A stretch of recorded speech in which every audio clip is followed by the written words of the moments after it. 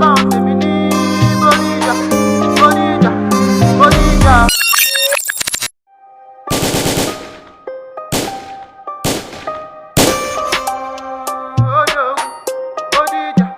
Bodija, sound tèmi ní Bodija, Bodija, sound tèmi ní Bodija, Bodija, Bodija. Don't know what you make come occasion gonna be dragon. Mo proud from rapper yeah me want them my long gun. Shakabula no I love me no be toy gun. Talent ni mo fojú jọgan. Yeah for the skin dog. Fale yi olóòlè mi èmi tún wá dúró gan. Babaláwo yìí wo ló fẹ́ proud fún oṣù lójú bọ̀ tẹ bá mọ̀ pé kò tó yín kẹ́yà tún padà wá mú kan. Ráàbò tí mi ló gbé ọkọ yìí lójú kan. Àfẹ́sùn mi ò lè mọ̀ ti jápa wọ yàpá. Baba no be say I dey rush but pride in my body. It's been a while coming. Àbíṣẹ́ máa lé o money.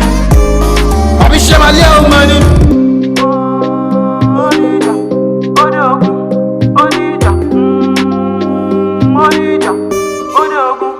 Bodija, sound tèmi ní Bodija,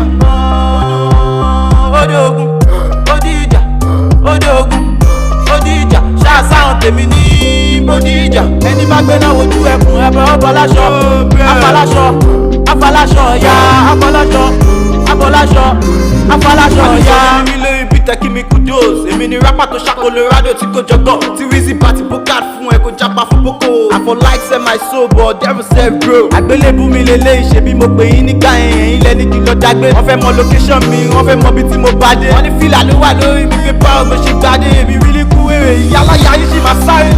Ẹ máa sáré, ẹ máa pé